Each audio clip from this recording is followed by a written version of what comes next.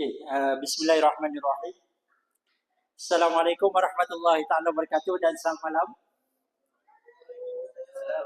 Alhamdulillah wassalatu wassalamu ala asyrafil anbiya'i wal mursalin wa ala alihi wa ashabi ajma'in. Rabbana shrah lana sudurana wa hassin akhlaqana wa yassir lana umurana wa hlul 'uqdatam min lisanina yafqahu aqwalana. Subhanaka la 'ilma lana illa ma 'allamtana innaka antal alimul hakim wa la haula wa la quwwata illa billahil aliyyil azim. Alhamdulillah. Okey. Pertamanya saya ucapkan terima kasih banyak-banyak kepada MC kita pada hari ini, Dr. Wan Syahmi. Seterusnya kepada sahabat-sahabat co-speaker pada malam ini, kepada komiti yang menganjurkan event kita pada malam ini, tuan-puan, bagi tepukan kepada mereka. Tanpa komiti yang menganjurkan, yang siapkan dewan, yang buat poster, yang siapkan tempat kita duduk ni, tuan-puan, kita tak ada event yang meriah macam yang ada pada malam ni. Seterusnya tak dilupakan kepada tuan-tuan dealer-dealer public gold, dan seterusnya tuan-tuan puan-puan yang mempercayai kami di public gold. Okey. Pertamanya tuan-puan, saya rasa sangat berbesar hati lah dapat bersama-sama dengan tuan-puan pada malam ni di Simpang Renggam. Ni pertama kali lah kami buat seminar di Simpang Renggam. First time. Selalunya kita buat di bandar-bandar besar, kita buat di tempat yang ada kita punya office. Ni kali pertama kita buat kat Simpang Renggam. Dan saya rasa sangat berbesar hati dapat sama-sama hari ni dengan tuan-puan dekat sini. Sebab apa? Hari ni hari apa? Hari ni hari Sabtu. Hujung minggu.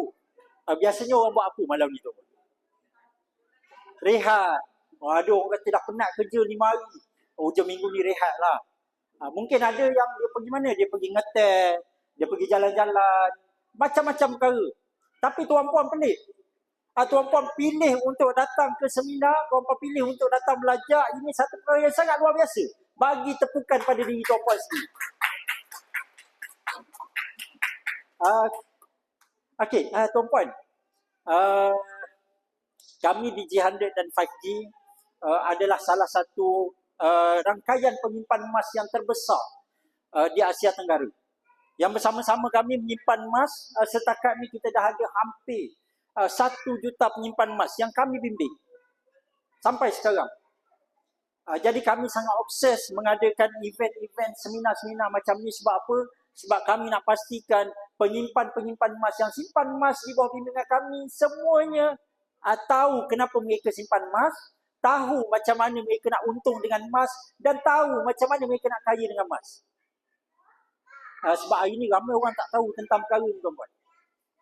Mereka simpan emas, ada orang dia ingat nak untung dengan emas, beli emas hari ni, lepas tu tunggu harga emas naik nanti jual. Jadi ada orang dulu dia beli 1 dinar. Waktu saya simpan 1 dinar dulu, tuan-puan, harga dia 600. 1 dinar tu. RM600. 10 tahun lepas. Tahun ni, 1 dinar berapa, tuan-puan? 2,000. Ada orang, dia simpan 1 dinar dulu, sekarang harga dah 2,000. Dia seronok. Dia seronok. Dia kata, aku dah, emas yang aku simpan dah naik harga. Kita tanya dia balik, tuan dah simpan berapa dinar dah? Saya simpan 1 dinar tu je. Tuan-puan, bila simpan 1 dinar tu je, lepas ni kalau dia jual, dia nak buat apa? Dah hilang, habis dah kekayaan yang dia ada. Jadi ramai lagi orang yang tak faham tentang emas. Sebab tu kami serius adakan event-event macam ni supaya kita sama-sama pandai dan mahir macam mana kita nak untung dan kaya dengan emas. Tuan-puan, saya kenalkan diri saya dulu. Okey. Nama saya Ahmad Luqman Bukhari. Okey. Ahmad Luqman Bukhari, biasanya dalam public gold sahabat-sahabat kenal saya sebagai Dr. Luqman. Saya dah mula simpan emas sejak daripada tahun 2015, 10 tahun lepas. Waktu tu saya di tahun akhir medical school, sekolah perubatan, di mana di Al-Azhar University waktu tu, 10 tahun lepas. Dan dalam masa yang sama, saya upgrade jadi dealer public gold juga. Sambil-sambil saya simpan emas, saya bantu orang lain untuk sama-sama simpan emas. Jadi tuan-puan, saya aktif berkongsi dan sampaikan seminar-seminar emas macam ni untuk saya bantu penyimpan-penyimpan emas yang berada di bawah bimbingan kami. Okay, next. Tuan-puan, ini di antara guru-guru kewangan saya lah. Saya tunjuk ni antara guru-guru saya. Saya nak tuan-puan kenal. Okay, sebab apa? Saya nak tuan-puan tahu apa yang saya kongsi dengan tuan-puan malam ni. Bukan saya pandai-pandai, tak. Tapi saya hanya kongsikan apa yang dah dikongsikan terlebih dahulu oleh guru saya. Yang pertamanya tuan-puan yang di tengah-tengah tu, Tuan Muhammad Zulkifli Syafi'i. Di antara influencer kewangan dekat negara kita. Okay. Penulis buku kepada buku bestseller, buku Wang Emas dan juga Misi Bebas Hutang. Okey. Yang di sebelah sana tuan-puan, di sebelah kanan saya, sebelah kiri tuan-puan, Tuan Syukur Hashim. Kalau dekat Malaysia ni dikenal sebagai Mahaguru Emas Malaysia. Orang yang sangat mahir tentang emas dan dia antara orang yang mula-mula mempopularkan seminar-seminar emas macam ni dekat Malaysia. Dan sebelah kiri ni tuan-puan, sebelah kiri saya, okey, sebelah kiri saya Tuan Azizi Ali. Tuan Azizi Ali. Tuan Azizi Ali ni tuan-puan, kalau dekat Malaysia dia dikenal sebagai guru kewangan nombor 1 dekat Malaysia. Kenapa? Sebab dia di antara orang yang sangat konsisten menulis dan memandaikan ramai orang tentang kewangan. Dia ada berpuluh-puluh buku kewangan dalam sama ada dalam bahasa Malaysia ataupun dalam bahasa Inggeris, dalam English version. Okey, jadi ini antara guru-guru saya yang banyak pandaikan kami tentang emas, tentang kewangan, dan hari ini saya kongsikan ilmu mereka dengan tuan-puan, insya-Allah. Okey, next. Saya nak share sikit dengan tuan-puan. Okey, macam mana saya mula-mula simpan emas dulu? Saya start simpan emas kenapa tuan-puan? Sebab saya dalam kehidupan saya pernah melihat macam mana yang berlaku kepada kehidupan ramai orang bila kerajaan jatuh. Saya pernah belajar di sebuah negara dan saya melihat kerajaan negara tersebut jatuh tuan-puan, bukan sekali. Tapi 2 kali. Kerajaan jatuh. Kerajaan di Mesir pada waktu itu. Bila kerajaan jatuh tuan-puan, keadaan sangat buruk-hara. Tuan-puan jangan minta benda tu berlaku dekat negara kita. Sebab bila kerajaan jatuh, di antara badan ataupun institusi yang rakyat dia marah pada waktu tu, yang rakyat dia tak suka dan benci ialah polis. Sebab apa? Polis antara yang korup pada waktu tu. Jadi mereka serang balai polis, mereka serang kenderaan polis, mereka serang orang yang pakai baju polis. Sebab memang tak suka sangat. Korup punya pasal sampai orang benci. Jadi kerajaan dijatuhkan, polis pun tak ada. Bila polis tak ada tuan-puan, agak-agak siapa yang bermaharajalela? Yang bermaharajalela pada waktu tu antaranya siapa? Antaranya perompak, penyamun, pencuri. Jadi keadaan waktu tu tuan-puan, next. Keadaan pada waktu tuan-puan, tuan-puan boleh tengok, terus ni. Tuan-puan boleh tengok antara yang menjadi mangsa-mangsa penyangak, pencuri, perompak ni siapa dia? Antaranya ialah pelajar-pelajar kat sana. Bukan sekadar rakyat dia je, tak. Kami pelajar-pelajar pun kena juga. Ada disamun, dirompak, macam-macam. Jadi pada waktu tu tuan-puan, rakyat mereka dia nak jaga keselamatan dekat tempat mereka, dia buat apa? Dia buat roadblock sendiri. Dekat tempat pintu-pintu masuk kawasan perumahan. Kan jalan nak masuk kawasan perumahan kita tu ada jalan-jalan besar. Jadi mereka buat roadblock dekat situ. Yang jaga roadblock tu tuan-puan, orang yang pakai baju biasa. Pakai t-shirt biasa, pakai kemeja biasa. Tapi mereka bawa senapang, ada yang bawa senjata api. Ada yang bawa pisau, ada yang bawa parang. Kalau tuan-puan jalan nak masuk kampung, nak masuk taman perumahan, tuan-puan tengok orang pakai baju biasa tapi pegang senjata. Rasa macam mana agak-agak? Seronok. Takut Padahal orang kampung tu. Tapi kita rasa takut, rasa tak seronok. Tuan-puan rasa pelabur nak masuk ke negara macam tu? Tak. Pelabur tak masuk. Apa yang berlaku seterusnya? Ekonomi dia jatuh. Ekonomi dia jatuh. Duit dia jatuh, tuan-puan. Kami pelajar, kalau nak tukar, kami nak bayar yuran, kami bayar dalam US dollar. Jadi bila kita dapat scholarship, dapat pinjaman, kita kena tukar duit tu. Jadi sebahagian daripada kami, bila nak tukar duit, kita dapat scholar pinjaman tu kami dapat dalam bentuk duit Egyptian pound, duit ringgit Mesir. Jadi bila kita nak bayar tu, kami kena pergi tukar dulu dekat money changer. Masa nak pergi money changer, kami tengok dulu berapa nilai tukaran dekat internet. Jadi dekat internet masa tu tunjuk lebih kurang nak tukar 100 US dollar, kami kena beli dengan 500 Egyptian pound. 500 ringgit Egypt. Okey, kita dah kira-kira lah berapa yang diperlukan. Kemudian kami pergi dekat money changer tersebut, kami masuk dalam tu, kan dekat money changer dia ada dia punya papan kenyataan dia tu, yang dia bagi tahu berapa harga tukaran tu berapa. Jadi kami tengok tu, sama dengan online. Okeylah, kita senang hatilah. Pergi je dekat kaunter tuan-puan, kita bagi tahu kita nak beli jumlah sekian-sekian, dia tak nak jual. Dia tak nak jual. Sebab apa dia tak nak jual? Sebab dia kata kalau kau nak beli juga, kena beli dengan harga lain. Bukan dia tak ada duit, dia ada tapi dia nak up rupa-rupanya. Dia nak up. Kita tanya berapa kalau nak beli 100 US dollar? Dia kata kalau nak beli 100 US dollar, kena bayar 800 Egyptian pound, 900 Egyptian pound. Waktu tu barulah saya mula terfikir, apa benda ni? Duit boleh main-main up macam tu. Bukan sikit-sikit. Kalau sikit-sikit kita boleh terima. Ni banyak terus sekaligus. Dan dia boleh buat macam tu kenapa? Sebab keadaan dekat luar tu memang huru-hara.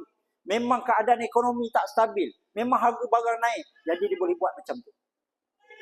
Waktu itulah saya baru mula baca tentang kewangan. Next. Saya baca antaranya buku-buku Tuan Azizi Ali. Saya baca website guru saya Tuan Zulkifli Syafi'i. Baru saya jumpa jawapan. Rupa-rupanya, next. Duit yang kita pakai selama ni tuan-puan, dia hanya bernilai disebabkan jaminan kerajaan. Duit yang kita pakai, yang sehari-hari itu kita buat urus niaga, dia hanya bernilai disebabkan jaminan kerajaan. Dulu tuan-puan, duit ni ibarat voucher. Voucher kepada apa? Voucher kepada emas. Dulu kalau US dollar 35 tu, dia diikat nilai dengan 1 ounce emas. 1 ounce emas ni nilai dia berapa? Lebih kurang dalam 31 gram. Jadi nilai duit dulu, dia tak naik turun. Dia stabil. Sebab apa? Duit tu adalah emas. Dulu. Sebelum tahun 1971. Lepas tahun 1971, kerajaan US dia putuskan hubungan di antara emas dengan duit US dollar. Jadi mereka boleh cetak duit sesuka hati. Kerajaan seluruh dunia boleh cetak duit. Sebab tu tuan-puan tengok, kalau duit yang tuan-puan pakai, dia tulis apa dekat situ? Wang kertas ini sah diperlakukan dengan nilai. Kalau duit tu dia cetak warna hijau, dia cop 50, berapa nilai duit tu? Nilai kertas tu berapa? RM50. Kalau kertas tu dia cop warna hijau, kemudian dia letak tulisan 20. Jadi berapa? RM20. Jadi duit tu hanya bernilai disebabkan jaminan kerajaan. Tuan-puan ingat tak? Dulu kita pernah ada 1 shilling. Shilling warna coklat keemasan. Ingat tak? RM1. Kalau hari ni tuan-puan ada 1,000,000 keping shilling RM1 tu, tuan-puan jutawan tak? Kenapa tak? Tak laku. Duit tu dah tak laku. Sebab apa? Sebab dah tak ada jaminan kerajaan. Dulu kita pernah ada not RM500. Kita pernah ada not RM1,000. Tapi kenapa hari ni dah tak ada? Sebab benda tu dah tak laku. Jadi tuan-puan, bila saya faham tentang perkara ni, waktu tu barulah saya mula terfikir dan saya explore apa benda yang ada nilai. Dan salah satunya saya jumpa emas fizikal. Okay, next. Jadi tuan-puan, emas ni sebenarnya kalau tuan-puan tengok macam mana dia punya harga emas ni daripada kita yang saya tunjuk kat sini daripada tahun 2000. 2000 dulu harga 1 gram emas RM35 je 1 gram. Sekarang pernah cecah paling tinggi beberapa bulan lepas RM533 untuk 1 gram. Tuan-puan, waktu saya mula-mula beli emas dulu, harga dia berapa? Saya beli tahun 2015 150 per gram. Mahal ke murah tuan-puan?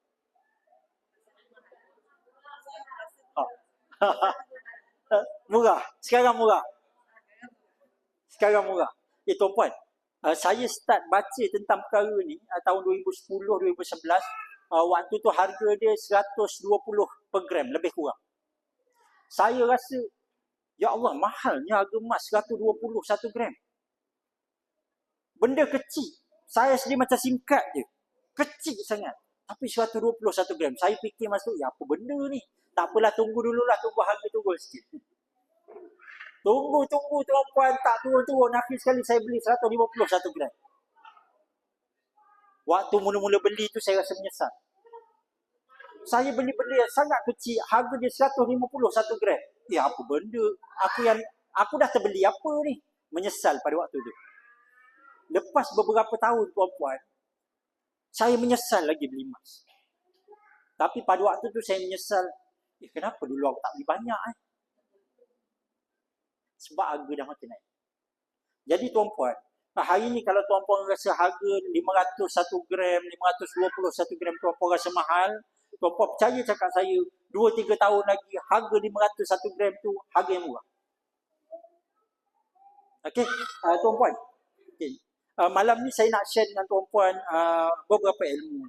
Saya tak sempat nak cerita panjang, tak sempat. Kalau nak betul-betul kita nak bincang tentang ilmu emas ni, dia panjang. Tapi kita bincangkan tajuk seminar kita malam ni. Seminar kita tajuk dia apa? Kaya dengan emas. Betul tak? Saya kena percaya tuan-puan, jauh di lubuk hati tuan-puan mesti nak tahu macam mana cara nak kaya dengan emas. Beli emas mesti ada niat. Aku beli emas ni harap-harap nanti boleh jadi kaya. Harga emas naik, aku boleh jadi kaya. Tuan-puan, sebelum kita nak pergi dekat situ, kita kena tahu dulu apa maksud sebenar kekayaan. Sebab ramai orang tak tahu maksud sebenar kekayaan. Ramai orang tak tahu. Hatta golongan profesional ramai tak tahu. Mereka ingat apa dia? Mereka ingat kaya ni gaji besar. Ramai orang ingat kaya sama dengan gaji besar. Ramai orang ingat kaya rumah besar. Ramai orang ingat kaya kereta besar. Ramai orang ingat kaya hidup mewah. Tak, tuan-puan. Kaya tak sama dengan mewah. Kaya tak sama dengan mewah. Ada orang kaya tuan-puan, dia pilih tak hidup mewah pun. Tapi boleh tak ada orang yang hidup dia mewah, kita nampak mewah tapi sebenarnya dia tak kaya pun. Sebab apa? Sebab kemewahan dia tu boleh jadi disebabkan oleh hutang. Okey, dan guru saya Tuan Zulkifli Syafie sebut tuan-puan, kaya yang sebenarnya ialah tentang soal berapa lama kita mampu bertahan kalau kita tak ada pendapatan. Kaya bukan soal berapa besar pendapatan, tapi soal berapa lama kita mampu bertahan kalau kita tak ada pendapatan. Maksudnya kalau kita dah tak ada gaji, tiba-tiba tak boleh bekerja, berapa lama kita boleh bertahan? Pernah fikir tak? Pernah terfikir tak? Kalaulah tiba-tiba esok tak boleh kerja, tak kisahlah apa jadi, tak boleh kerja, berapa lama kita boleh bertahan? Jadi berapa lama boleh bertahan itulah sebenarnya nilai kekayaan kita. Okey, tuan-puan, benda ni tuan-puan, salah faham tentang kaya ni, gaji besar ni, benda ni berlaku pada ramai orang. Hatta tuan-puan pada circle saya ni. Circle saya bukannya orang gaji sikit-sikit tuan-puan. Circle saya doktor-doktor. Gaji tuan-puan, doktor baru yang baru masuk perkhidmatan pun gaji sekitar lebih kurang lebih 4,000. 4,000 ke 5,000. Doktor senior gaji sekitar dalam 8 ke 10,000. Doktor pakar belah-belah ribu. Kalau dah tahap konsultan 10,000. Dan itu di hospital kerajaan. Bukannya saya cerita yang di hospital swasta. Itu di hospital kerajaan.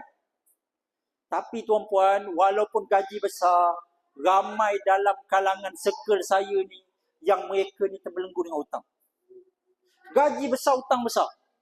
Kalaulah mereka tak boleh bekerja, habis jatuh lingkup.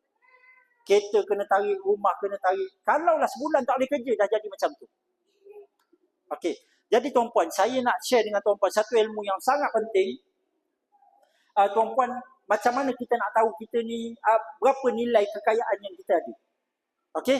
Saya nak share dengan tuan-puan satu formula yang guru saya ajar. Okey. Formula ni senang. Tuan-puan tak payah masuk universiti, tak payah jadi student fakulti ekonomi pun, tuan-puan boleh faham tentang perkara ni. Okey. Macam mana nak kira kekayaan yang kita ada?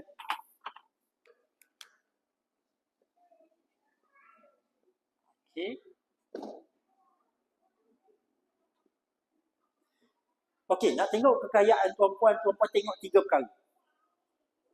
Yang pertama apa dia? Yang pertama tuan-puan kena tengok berapa banyak saving yang kita ada. Okey, itu yang pertama. Yang kedua, tuan-puan tengok berapa banyak harta yang kita ada. Okey. Yang ketiga tuan-puan, kita kena tengok berapa banyak hutang yang kita ada. 3 benda ni je. 3 benda ni je. Berapa kekayaan simpanan yang kita ada, berapa harta yang kita ada, berapa hutang yang kita ada. Kalaulah kita bekerja bertahun-tahun tuan-puan, saving tak ada. Harta tak ada. Tapi hutang yang makin lama makin banyak. Tuan-puan, yang ni kita tak payah jadi ahli hujung, tak payah jadi tukang tilik, kita akan tahu orang yang kalau dia dah bekerja bertahun-tahun, saving tak ada, harta tak ada, hutang yang makin banyak, dia ni akan bersara ataupun pencen dalam keadaan kemiskinan. Tapi kalau orang yang tuan-puan dia bekerja, saving makin bertambah, harta makin bertambah, hutang dia boleh tutup, satu persatu dia tutup. Orang ni tuan-puan makin lama insya-Allah dia akan makin kaya. Okey, kita tengok satu-satu tuan-puan. Pertama saving. Biasanya tuan-puan saving dekat mana tuan-puan? ASB. Tabung haji. Okey, mana lagi? ASB, tabung haji lagi. Bank, account bank. Okey, account bank. Okey, lagi mana lagi tuan-puan? Main kutu. Boleh lah, okey, saving main kutu. Okey, lagi apa lagi tuan-puan?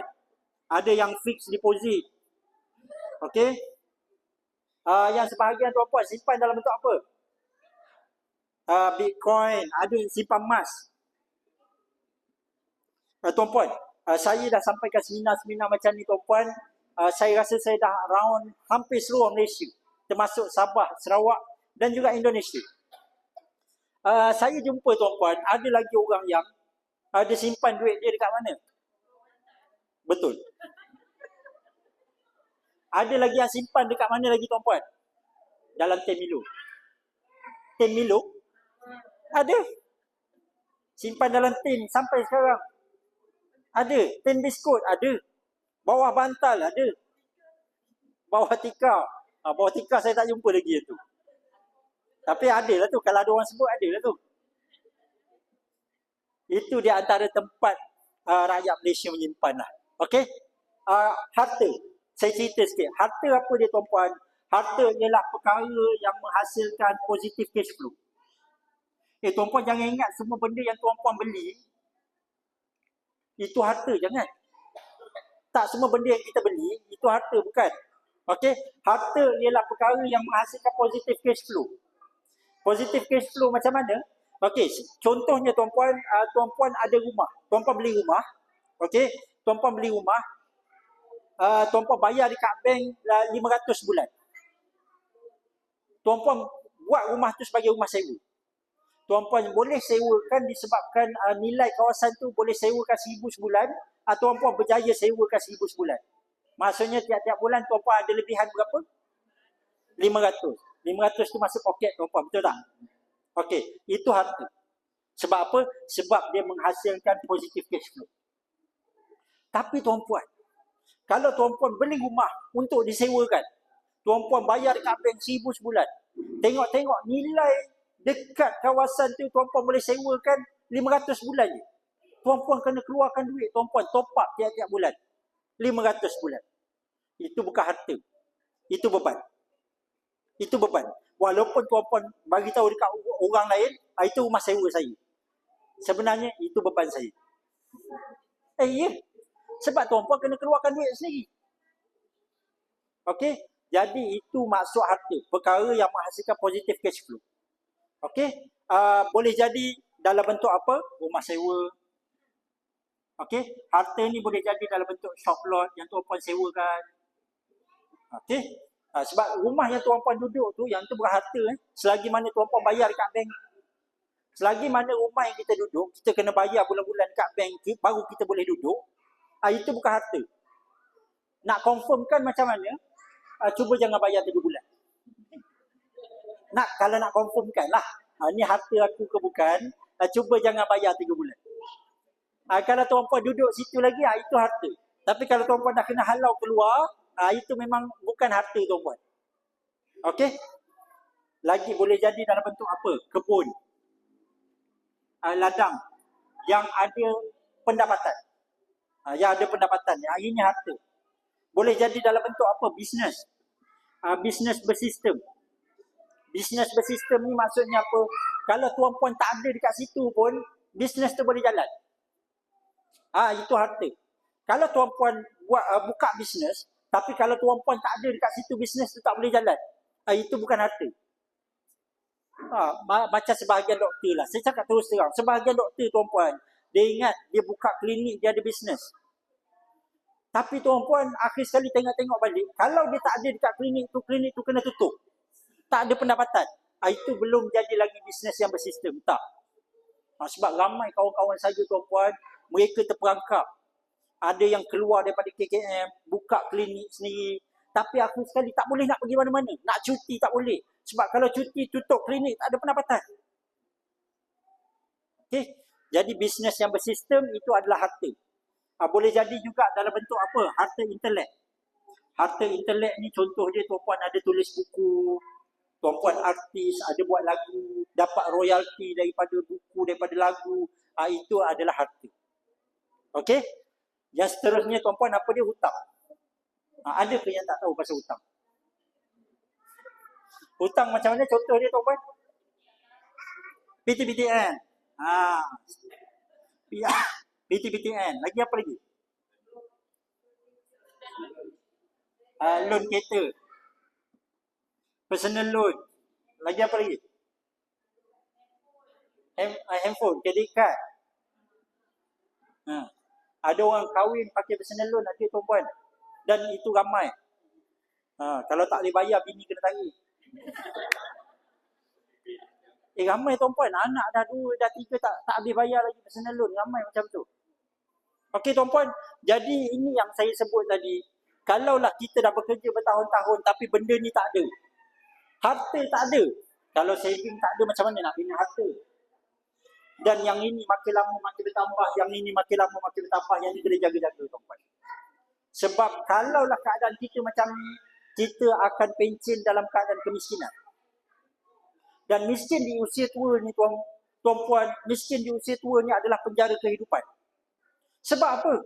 Sebab miskin usia tua tuan-puan, nak kena pergi kerja lagi. Kalau pergi kerja pun pendapatan tak tinggi. Tak ramai orang nak bayar tinggi pendapatan. Kalau bekerja di usia tua ni tak ramai, tak banyak. Jadi dia terpaksa bekerja sebab apa? Sebab nak bayar hutang yang masih ada. Ramai orang macam tu tuan-puan. Okey? Jadi benda yang paling penting apa dia tuan-puan? Benda paling penting ialah saving. Sebab daripada saving inilah kita akan bina harta. Daripada saving inilah kita akan tutup hutang satu persatu. Dan tuan-puan, saya nak share dengan tuan-puan. Walaupun kita tahu saving ni benda paling penting, tapi ramai lagi orang yang tak start menabung. Ramai lagi orang tak start menabung. Kalau tak percaya tuan-puan, tuan-puan boleh tengok statistik yang dikeluarkan oleh Governor Bank Negara. Governor Bank Negara bagi tahu, separuh dari rakyat Malaysia tak ada tabungan walaupun RM1,000. RM1,000 pun tak ada. Susah tuan-puan. Kalau RM1,000 pun tak ada, susah. Sebab apa tuan-puan? Sebab guru saya sebut, masalah kewangan ramai orang ni tuan-puan. Tak kisahlah. Dan saya tengok benda ni betul. Berlaku dekat Malaysia, berlaku dekat Indonesia. Masalah kewangan ramai orang dia berlaku, dia disebabkan 2 perkara. Yang pertama, bila dia dah bekerja bertahun-tahun tapi dia tak ada tabungan. Bila tak ada tabungan tuan-puan, dia akan bawa kepada masalah yang kedua. Masalah yang kedua apa dia? Masalah yang kedua, bila tak ada tabungan, berlaku apa-apa masalah kewangan, dia akan berhutang. Tuan-puan, yang pertama, bekerja bertahun-tahun tapi tak ada tabungan. Tuan-puan, kalau tuan-puan tahu tentang perkara ni, malam ni saya share dengan tuan-puan. Kalaulah tuan-puan dah sedar malam ni yang tabungan tu penting, tapi tuan-puan tak start juga lagi sekarang, tuan-puan percaya cakap saya, kalau kita tak start menabung hari ni, kita mungkin akan mengorbankan perkara yang istimewa dalam kehidupan kita pada masa depan. Kalau kita tak start buat keputusan untuk menabung hari ini, baiki kewangan kita hari ini, kita mungkin akan mengorbankan perkara yang istimewa dalam kehidupan kita pada masa depan. Saya ada satu kisah saya nak share dengan tuan-puan. Tadi moderator ada bagi tahu saya sebelum ni bekerja di Jabatan Kecemasan Hospital Seremban. Saya bekerja dengan KKM tuan-puan hampir 10 tahun. Dan sebahagian besar kehidupan saya dengan KKM di Jabatan Kecemasan. Bila duduk dekat Jabatan Kecemasan ni tuan-puan, dia nama penuh dia Jabatan Kecemasan dan Trauma. Dekat Jabatan Kecemasan ni tuan-puan, apa-apa kes boleh datang. Apa-apa kes. Orang demam, muntah-muntah, orang aksiden, patah tangan, patah kaki, hilang tangan, semua akan sampai Jabatan Kecemasan. Bergaduh adik-beradik pun kadang-kadang sampai Jabatan Kecemasan. Ya, saya tak tipu. Kita tengah sibuk ni, rawat orang yang aksiden tangan dia hancur. Tiba-tiba ada staf bagi tahu, doktor nak kena tengok dua orang pesakit ni. Kenapa? Dia baru lepas bergaduh abang adik. Kenapa dia boleh sampai Jabatan Kecemasan? Sebab bila bergaduh adik-beradik tu, abang dia ambil helmet, pukul kepala adik dia. Adik dia tak puas hati, adik dia pergi buat report polis. Polis suruh pergi Jabatan Kecemasan untuk dapatkan medical report. Tak pasal-pasal kita kena tengok adik-beradik bergaduh. Itu biasa. Bila duduk Jabatan Kecemasan dan Trauma ni tuan-puan, kami lihat macam-macam ragam kehidupan masyarakat kita. Macam-macam drama lah tuan-puan. Setiap hari ada je drama. Jadi dia sebenarnya nama jabatan tu Jabatan Kecemasan dan Trauma dan Drama. Pernah ada satu kes tuan-puan yang berlaku, seingat saya lebih kurang 3-4 tahun lepas. Ada seorang lelaki. Lelaki ni dia bukan warga negara kita lah, dia warga negara jiran. Dia datang Malaysia bekerja dan dia dah berkahwin. Dia bergaduh dengan isteri dia sampai satu tahap dia tak boleh kawal kemarahan dia. Dia bergaduh, berbalah dengan isteri dia. Dia marah sangat. Dia nak elakkan terpukul isteri dia. Dia lepaskan kemarahan tu dengan cara apa? Dia tumbuk satu almari kaca dekat rumah dia. Pecah almari kaca tu. Dan sepihan kaca tu satu je tuan-puan. Kena dekat tangan dia. Kena dekat mana? Kena dekat bahagian sini. Dekat sini dia ada salur darah yang besar. Bila kena dekat situ, salur darah tu terpotong. Bila salur darah tu terpotong, darah keluar sangat banyak. Bila orang bawa dia sampai ke hospital, staf dekat depan tengok, staf dekat depan cepat-cepat bawa masuk zon merah. Dia bukan pergi zon hijau, bukan pergi zon kuning. Dia pergi zon merah. Sebab keadaan dia tu memang kritikal dan tak stabil. Dia duduk di atas katil tuan-puan, kita ambil dia punya tekanan darah dia rendah. Denyutan jantung dia laju. Sebab darah tak cukup dalam badan. Tangan dia tuan-puan, cuba tuan-puan tengok tangan tuan-puan sekarang warna apa? Tengok tapak tangan, warna apa sekarang? Merah. Pink. Ada warna lain tak? Kalau ada warna lain saya nak check sekarang. Tangan yang normal macam kita lah, warna pink. Tuan-puan, tangan dia warna putih kebiruan. Kenapa? Sebab darah tak sampai. Jadi bila kita tengok keadaan macam tu, kita tahu ni bukan kes main-main. Kita terus panggil doktor bedah. Datang tengok dia. Kita terus panggil. Biasanya kalau kes kadang-kadang, bila kes trauma, kes macam tu, kita akan buat x-ray dulu. Kita akan tengok dulu filem x-ray macam mana. Tapi yang ni kita tak boleh tunggu dah. Kita tahu tak boleh tunggu. Antara hidup dan mati. Jadi pakar bedah datang turun tengok. Pakar bedah memang dia kata ni kes serius, dia bagi dua pilihan terus. Dan dua-dua pilihan tu kena masuk bilik bedah. Pilihan yang pertama tuan-puan, pakar bedah kata, kes macam ni kita boleh selamatkan tangan dia.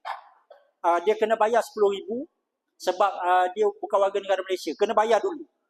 Kena bayar 10,000, masuk bilik bedah, kita akan repair salur darah dia, tangan tu akan boleh diselamatkan. Dan nyawa selamatlah. Okey, itu pilihan yang pertama. Pilihan yang kedua, dia kata masuk bilik bedah juga, tapi kalau tak ada duit, in case tak ada duit, kita masuk bilik bedah, tangan tu kita akan potong. Potong habis, potong buang. Dan salur darah tu kita akan tutup.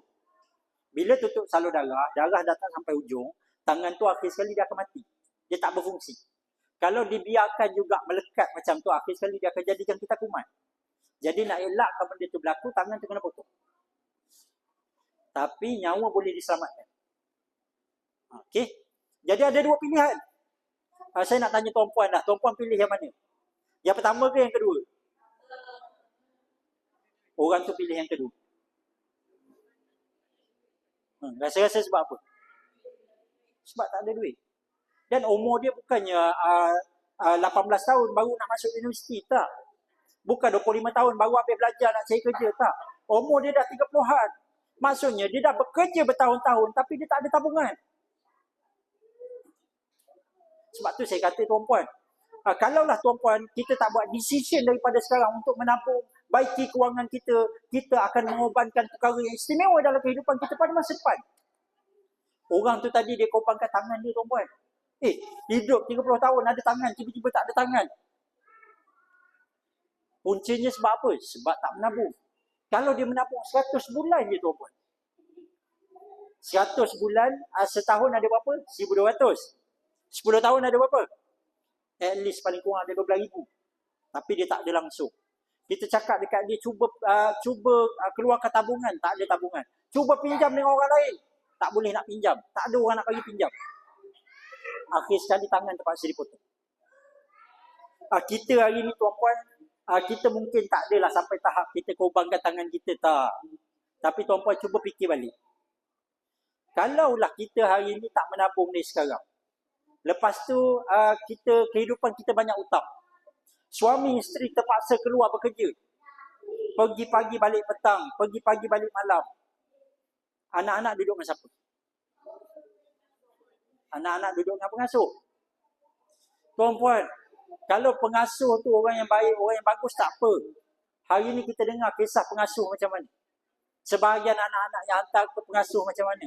Ada yang pergi bernyawa, ada yang balik tak bernyawa. Itu satu. Yang kedua, tuan-puan, bila kita hantar pengasuh, dia tak ada masa, tuan-puan, nak tengok anak kita sepanjang masa. Dan sebahagian anak-anak tu dia letak dengan apa? Dia letak depan TV, dia bagi gadget. Betul tak? Kita nak salahkan dia ke? Tak boleh. Dia ada banyak kerja lain lagi nak buat. Akhir sekali anak-anak tu dapat perangai daripada mana? Perangai daripada gadget, perangai daripada TV. Walaupun tuan-puan ni orang yang bagus, orang yang rajin cari ilmu, orang yang rajin belajar. Tapi kalaulah terperangkap dengan keadaan terpaksa dua-dua keluar bekerja, nak bayar hutang, akhir sekali anak yang istimewa tu kehidupan dia habis. Jadi ini benda yang kita kena fikirkan. Okey, tuan-puan, itu yang pertama. Yang kedua, masalah kedua berlaku bila tak ada tabungan, berlaku apa-apa masalah kecemasan, kita akan terpaksa berhutang. Duit tak ada. Duit tak ada, tiba-tiba kereta rosak. Duit tak ada, tiba-tiba rumah rosak, nak kena repair. Duit tak ada, tiba-tiba ada family yang jatuh sakit. Kita duit tak ada, tabungan tak ada. Apa yang kita akan buat? Berhutang. Kita akan terpaksa berhutang. Dan saya bagi tahu tuan-puan, kehidupan akan jadi sangat tak seronok bila kita banyak hutang. Tak seronok tuan-puan bila banyak hutang. Ada orang, dia bangun tidur, dia dah stres dah. Bangun tidur dah stres. Kenapa? Fikir, mana nak cari duit nak bayar hutang. Ada orang tuan-puan, pergi kerja dekat tempat kerja dia, bos toksik. Kawan-kawan sekerja toksik. Dia dah stres ni dekat tempat kerja dia ni. Tapi nak berhenti kerja tak boleh. Sebab kalau dia berhenti kerja, gaji tak ada bulan tu, kereta kena tarik, rumah kena tarik. Jadi terpaksa dia hadap kehidupan dia walaupun tak gembira. Dan ada orang tuan-puan, setiap hari dia rasa tak gembira. 30 hari bekerja, 30 hari rasa tak gembira. Kecuali satu hari. Bukan hari cuti. Itu pun 11 pagi. Ya.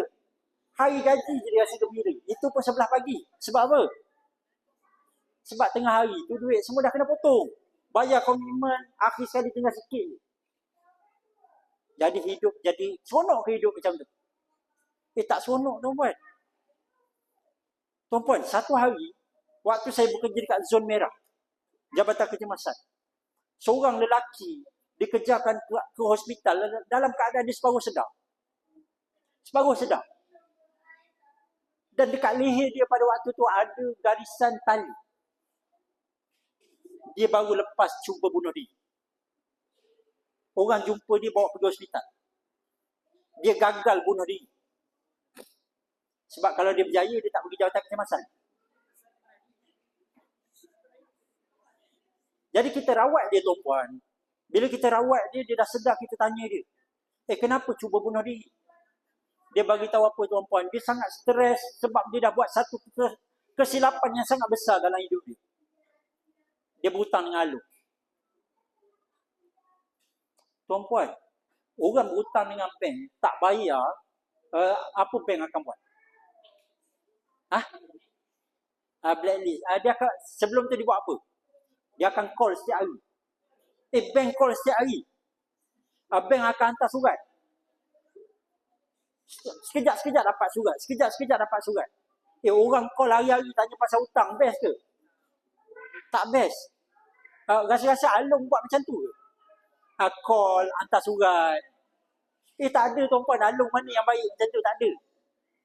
Apa mereka akan buat? Dia akan datang kacau dekat rumah. Dia kacau tempat kerja. Dia kacau family. Dia kacau orang yang kita kenal. Akhir sekali, lelaki tersebut, dia dah tak tahan. Sebab tu dia pilih nak bunuh diri. Kehidupan akan jadi sangat tak seronok tuan-puan. Bila kita banyak hutang. Itu satu cerita je. Banyak lagi cerita macam tu tuan-puan. Banyak lagi. Tapi kalau saya nak cerita semua, malam dia akan jadi seminar tentang kes-kes di Jabatan Kecemasan. Jadi tuan-puan, dua perkara ni lah yang menyebabkan masalah kewangan berlaku dalam kehidupan kita. Pertama, dah bekerja bertahun-tahun tapi tak ada tabungan. Yang kedua, bila tak ada tabungan, apa-apa berlaku, kita akan berhutang. Okey, tuan-puan, kita dah tahu dah. Benda paling penting apa dia? Benda paling penting saving. Dan saving, kalau tuan-puan baru nak bermula, malam ni baru sedar tentang perkara ni. Nak start macam mana? Start dulu dengan bina tabungan kecemasan. Okey, tabungan pertama yang semua orang kena ada, nama dia tabungan kecemasan. Berapa nilai tabungan kecemasan ni? Kata guru-guru kewangan, nilai dia sama dengan 3 bulan gaji. Okey, kalau gaji kita 3,000 sebulan, berapa tabungan kecemasan yang kita kena ada? 9,000. Okey, kalaulah gaji kita 5,000, berapa kena ada? 15,000. Okey, nilai ni untuk apa? Tabungan kecemasan ni untuk apa? Supaya kalau ada perkara-perkara yang luar jangka berlaku dalam kehidupan kita tak payah nak hutang. Contohlah, kita ni pergi kerja setiap hari naik motor. Tiba-tiba satu ketika motor hilang, kena curi. Takkan tak pergi kerja. Mesti kena pergi kerja juga. Jadi macam mana nak atasi keadaan tu? Kita boleh ambil duit daripada tabungan kecemasan. Tak payah berhutang. Okey, macam tu juga kalau berlaku kecemasan-kecemasan yang lain, kita ada tabungan kecemasan, kita dah selamat. Cuma masalahnya kita dah tahu yang tabungan ni penting, tapi kenapa ramai orang gagal menabung? Sebab yang saya bagi tahu tadi, Gubernur Bank Negara sebut, separuh rakyat Malaysia tak ada tabungan walaupun 1,000. 1,000 banyak ke tuan? Orang muda kata 1,000 sikit. Kalau 10 tahun lepas kita cerita 1,000 banyak lah, kita rasa betul tak? Waktu kita kecil-kecil dulu 1,000 tu rasa banyak lah. Tapi 1,000 sekarang sikit. Kalau kita musim perayaan tu, 1,000 nak buat belanja hari raya, pergi shopping 2-3 jam dah habis. Hujung minggu pergi jalan-jalan, pergi healing, bawa satu keluarga sederhana. 2 hari 1 malam tak cukup 1,000 tu. Tak cukup. Jadi tuan-puan 1,000 sekarang sikit, tak banyak. Tapi kenapa ramai orang tak ada walaupun sibuk? Sebab pertama dia menabung guna cara lama. Cara lama macam mana tuan-puan? Cara lama, bila kita dapat pendapatan, apa yang kita akan buat? Dapat gaji, kita akan belanja dulu. Nanti kalau ada lebih, hujung tu kita akan menabung. Itu niat kita. Setiap bulan macam tu. Tapi setiap bulan tak pernah berjaya. Sebab setiap bulan tak pernah ada lebih. Bulan pertama kerja, dapat gaji. Dapat gaji, kita belanja dulu, tunggu ada lebih. Tengok bulan pertama tak ada lebih. Tak apa, bulan depan kita cuba balik. Bulan kedua tak berjaya, bulan ketiga tak berjaya. Tahun pertama kerja tak berjaya, tahun kedua tak berjaya. Akhir sekali dia jadi habit. Tak menabung. Itu pertama. Jadi macam mana nak selesaikan? Bila dapat gaji tuan-puan, yang pertama kita kena menabung sebahagian, yang lain baru belanja. Kena buat macam tu, kena paksa diri macam tu. Tak kisah, tuan-puan boleh start RM10 sebulan, RM20 sebulan, start dulu. Okey? Itu yang pertama, paksa diri menabung. Dapat gaji, menabung dulu baru belanja. Yang kita menabung tu tuan-puan, yang kita menabung tu maksudnya kita tengah kayakan diri kita. Yang kita belanja, itu kita tengah kayakan orang lain. Okey? Yang kedua, bila kita dapat, bila kita menabung tuan-puan, dia tak boleh kita menabung dalam bentuk yang kita mudah belanja. Tak boleh. Okey? Tuan-puan, kita menabung guna duit, kita menabung 100 bulan. Sepatutnya hujung tahun ada 1,200. Betul tak?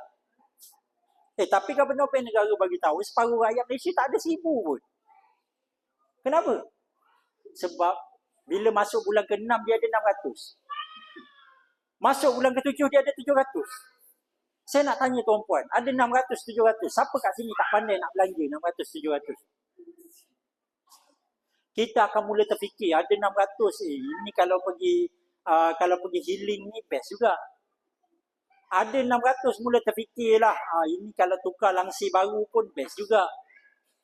Kita mula fikir macam-macam benda kita boleh beli dengan 600, 700 tu. Kalau dah hari-hari fikir, duit nampak, duit tu habis. Saya nak tanya tuan-puan lah, ada ke orang yang datang seminar malam ni? Jujur dia datang seminar ni, dulu dia pernah pergi seminar cara-cara nak berbelanja. Ada tak? Ada tak tuan-puan yang pernah pergi seminar belajar tentang cara-cara nak berbelanja? Ada tak? Tak ada Maksudnya semua orang expert belanja. Dia pandai, orang tak payah ajar pun. Dia pandai nak belanja. Jadi tuan-puan, macam mana nak atasi masalah ni? Pantang nampak duit belanja.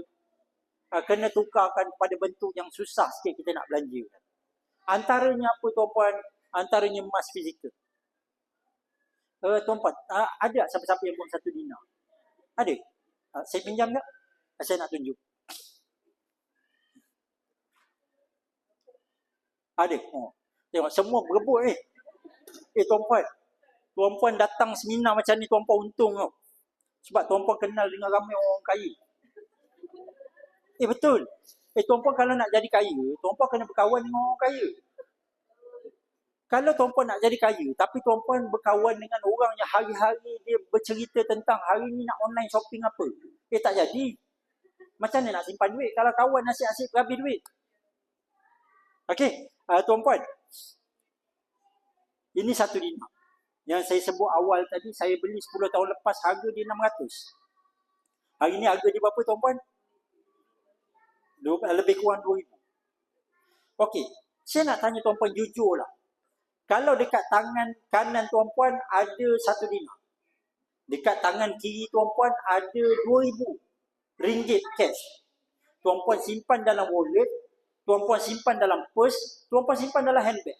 Lepas tu tuan-puan jalanlah hidup macam biasa. Pergi pasar, keluar pasar. Masuk mall, keluar mall. Masuk hypermarket, keluar. Saya nak tanya tuan-puan jujur lah. 2,000 cash dengan 1 dinar ni, mana yang habis dulu? Ikut skema jawapan. Semua sama jawapan. Tuan-puan, itulah kita. Itulah kita. Pantang nampak duit, kita akan fikir duit untuk dibelanjakan. Tapi bila kita nampak emas, kita rasa apa tuan-puan? Kita nampak emas, kita rasa sayang. Dan emas ni kita tengok dia cantik. Bila kita sayang, kita tengok dia cantik, kita rasa apa? Kita rasa nak simpan elok-elok. Dan kita rasa nak tambah lagi. Sebab tu ramai orang simpan emas, tuan-puan. Tabungan dia bertahan. Yang paling penting ialah tabungan kita bertahan dulu, tuan-puan. Kalau tabungan nasi bocor, macam mana kita nak kaya? So, tabungan kena bertahan. Bila ada tabungan, ada saving, daripada saving ni lah akan jadi modal kita untuk kita bina harta. Okey? Saya tak boleh pegang lama-lama. Nanti saya ingat saya bunyi. Terima kasih banyak-banyak. Okey, tuan-puan. Saya nak share sikit lagi dengan tuan-puan. Banyak keajaiban akan berlaku dalam kehidupan kita bila kita mula menabung. Okey. Benda pertama nak jadi kaya, tuan-puan, semua orang kaya dia sepakat benda yang sama. Benda yang pertama ialah kita kena ada tabiat suka menabung. Okey. Bila kita start menabung, tabiat kita, fikiran kita akan jadi sama macam orang kaya. Orang kaya dapat gaji, dapat pendapatan, dia akan simpan dulu sebahagian, yang lain baru dia belanja. Yang kedua, tuan-puan, bila kita start menabung, apa yang akan berlaku? Bila kita start menabung, kita akan lebih berkira-kira bila nak berbelanja. Kita akan berkira-kira nak berbelanja. Bila kita start menabung, kita ada target nak pergi haji. Ada target nak pergi umrah. Ada target nak beli rumah baru. Simpan deposit untuk beli rumah. Ada target orang muda, ada target nak kahwin. Bila kita ada target, kita akan jadi lebih semangat menabung. Bila kita semangat nak menabung, kita tak akan belanja sia-sia duit kita. Kita akan berkira-kira. Dia bukan berkira tak hidup masin, tak. Dia berkira, kalau aku tak beli, kalau nak beli benda sia-sia, dia tak nak. Dia nak simpan untuk menabung. Okey? Bila kita start menabung, apa lagi akan berlaku pada kehidupan kita? Kita tak suka buat hutang. Orang yang menabung, dia tak suka buat hutang, tuan-puan. Sebab satu, dia tahu susahnya nak menabung. Okey? Dan bila dia menabung, kalau dia buat hutang, dia akan kurangkan kemampuan dia untuk menabung. Yelah, kalau dah bulan-bulan nak kena bayar hutang, jadi kuranglah sikit duit dia untuk menabung. Contoh paling senang, tuan-puan beli kereta baru. Orang beli kereta baru, paling kurang dia akan hilang 1,000 sebulan untuk menabung. Paling kurang 1,000 sebulan akan hilang. Walaupun beli kereta biasa-biasa. Ada orang cakap, doktor, saya beli kereta biasa-biasa je. Betul. Bayar 600, 700 sebulan dekat bank. Tapi kena ingat, ada kos-kos lain lagi. Bila kita beli kereta, kita kena tahu ada kos bela kereta tu. Daripada servisnya, dari segi kalau ada kerosakannya. Dan kereta kita tiap-tiap tahun ada hadiah birthday. Kereta kita ada birthday, tahu tak? Jangan tak tahu. Beli kereta, kita kena bagi hadiah birthday tiap-tiap tahun. Kereta baru ni paling kurang 1,000-1,500 road tax. Insurans tak lagi. 1,000-1,500. Kereta baru. Birthday orang rumah kita bagi sampai 1,000-1,500. Birthday anak, tak ada kan. Kereta 1,000-1,500 setiap tahun kita bagi birthday. Okey, tuan-puan, kita takkan suka berhutang. Yang terakhir sekali, apa akan berlaku bila kita start menabung? Otak kita akan jadi kreatif. Nak tambah lagi tabungan. Nak tambah income. Cuba tengok orang kalau dia nak kahwin, dia kumpul duit nak kahwin. Dia kerja separuh mati, betul tak? Dia tak kisah pun buat OT. Dia tak kisah pun nak buat ekstra kerja lagi. Sebab apa? Sebab dia semangat nak kahwin. Semangat nak kumpul duit. Macam tu juga orang nak pergi haji, nak pergi umrah, kumpul duit untuk pendidikan anak-anak. Dia akan jadi lebih kreatif. Dia akan buat kerja lebih dan macam-macam lah. Untuk tambah tabungan. Jadi itu yang berlaku pada kehidupan kita bila kita start menabung. Dan yang terakhir, tuan-puan, saya nak share dengan tuan-puan pada malam ni ialah tuan-puan sebenarnya sangat beruntung bila tuan-puan dapat kenal dengan public gold. Tuan-puan simpan emas dengan public gold. Tuan-puan sangat beruntung. Kenapa? Yang pertama, bila tuan-puan simpan emas dengan public gold, tuan-puan dapat ilmu. Simpan emas dengan public gold, tuan-puan dapat ilmu. Tuan-puan datang sini hari ni ada orang ajak, betul tak? Ada ke yang dalam ni yang belum start simpan emas? Ada tak? Tak ada semua dah start simpan emas. Okey, tuan-puan ada dealer yang ajak tuan-puan datang sini. Bila tuan-puan tu, dia akan ajak tuan-puan setiap minggu ada je kelas belajar. Dia akan bagi tahu tuan-puan buku apa nak baca. Dia akan bagi tahu tuan-puan nak follow TikTok mana, nak tengok apa, nak tengok live yang mana. Dia akan bagi tahu tuan-puan untuk tuan-puan jadi pandai. Kalau tuan-puan beli emas dekat kedai emas luar, boleh tuan-puan. Tuan-puan dapat emas juga. Tapi ada tak lepas tuan-puan pergi beli emas tu dekat kedai dekat luar, minggu depan toke dia telefon. Hello bang, minggu depan kedai saya buat kelas emas. Jom datang. Ada ke? Tak ada tuan-puan. Dekat luar tuan-puan beli emas, lepas siap beli habis. Dah tak ada dah apa-apa. Dia tak kisah tuan-puan untung ke dengan emas, tuan-puan rugi ke dengan emas, dia tak kisah. Tapi dekat Public Gold, tuan-puan akan dapat ilmu sepanjang masa, insyaAllah. Yang kedua, tuan-puan, apa keuntungan tuan-puan simpan emas dengan Public Gold? Tuan-puan boleh simpan emas dengan cara yang sangat mudah. Dan cara yang sangat mudah. Hari ini kita ada akaun emas Gap, tuan-puan. Dengan akaun emas Gap ni, kita boleh simpan emas bermula dengan RM100. Maksudnya, ada 100 dah boleh simpan emas. Tak perlu nak tunggu ada duit RM1,000, nak tunggu RM5,000, nak tunggu RM10,000, tak payah. Ada 100 dah boleh start simpan emas. Dan kita boleh simpan online. Simpan online maksudnya apa? Tuan-puan, tengah malam tuan-puan terjaga, bangun tidur. Lepas tahajud tu, tuan-puan tengok sekejap phone. Oh, tengok apps Public Gold. Harga malam ni bagus lah. Nak simpan emas. Boleh tak pukul 3 pagi nak simpan emas? Boleh. Kalau tuan-puan beli emas dekat kedai biasa, tuan-puan kena tunggu pukul 8 pagi. Kena tunggu pukul 9 pagi. Kena bersiap dulu. Yang perempuan mungkin lama sikit bersiapnya. Jadi lepas tu keluar rumah, naik kereta. Kalau yang ada traffic light, kena tunggu lampu hijau. Pergi bandar, parking. Berapa banyak masa habis. Duit minyak habis. Jadi buang masa. Tuan-puan boleh simpan emas dengan cara yang sangat mudah dengan akaun Gap Public Gold. Dan sekarang ni apa tuan-puan? Sekarang ni dah ada auto debit. Auto debit. Maksudnya apa? Tuan-puan boleh auto menabung setiap bulan. Set je.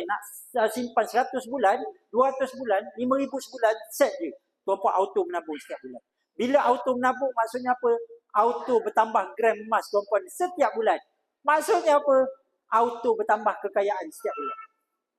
Okey? Dan yang ketiga tuan-puan, bila simpan emas dengan Public Gold ni, saya yakin dan percaya bila tuan-puan simpan emas, tuan-puan akan mula rasa manfaat macam-macam. Simpanan dah mula ada.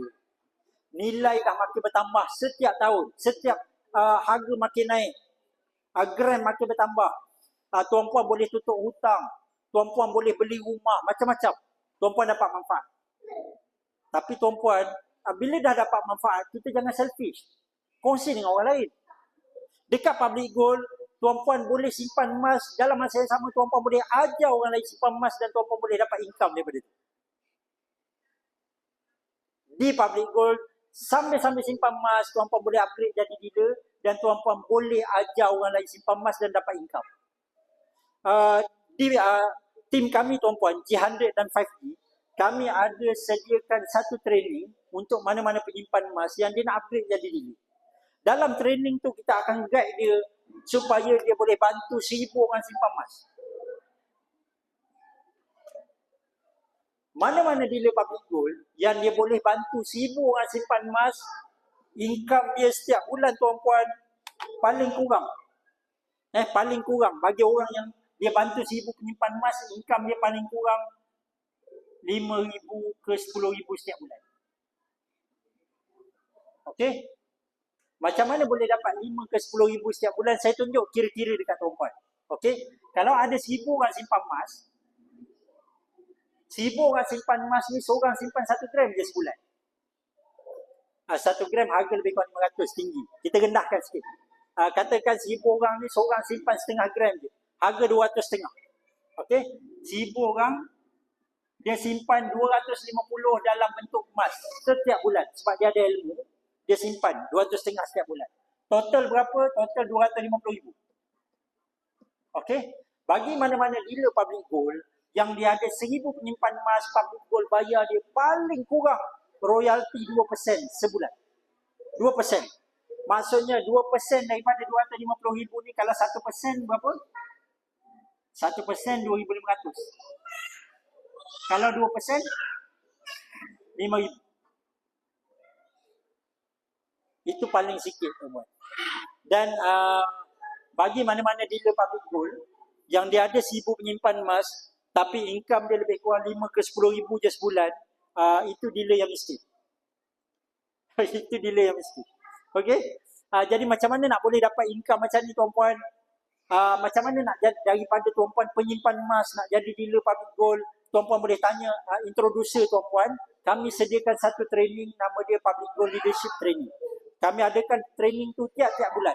Dalam training tu kami ajar macam mana daripada penyimpan emas dia boleh jadi dealer dan dia boleh bantu orang lain simpan emas, dia boleh dapat income daripada situ. Tuan-puan, bagi mana-mana dealer yang ada 1,000 penyimpan emas, pertama dia akan dapat apa? Dia akan dapat income 5 ke 10,000 setiap bulan, itu yang pertama.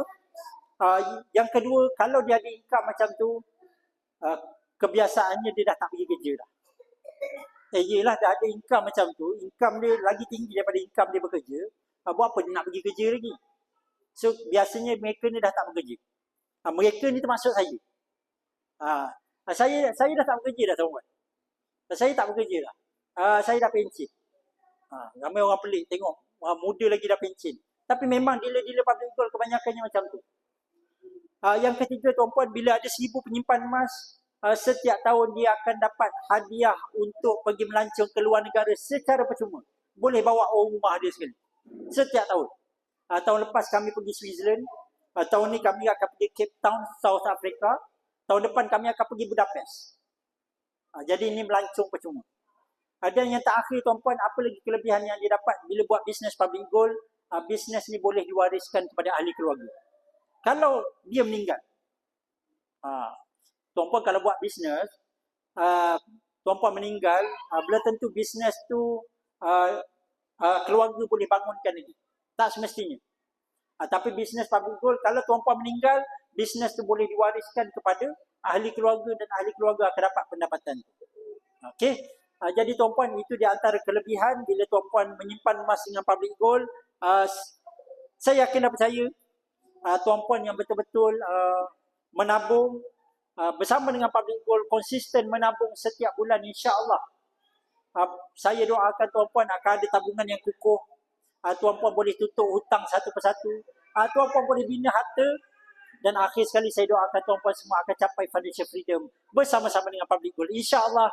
Assalamualaikum warahmatullahi taala wabarakatuh.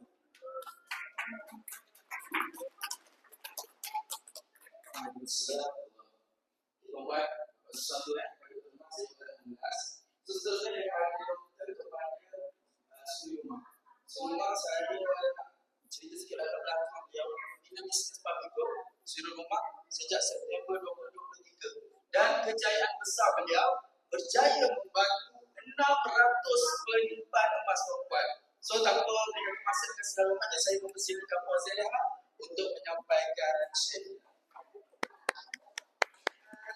Assalamualaikum dan selamat malam semua. Tadi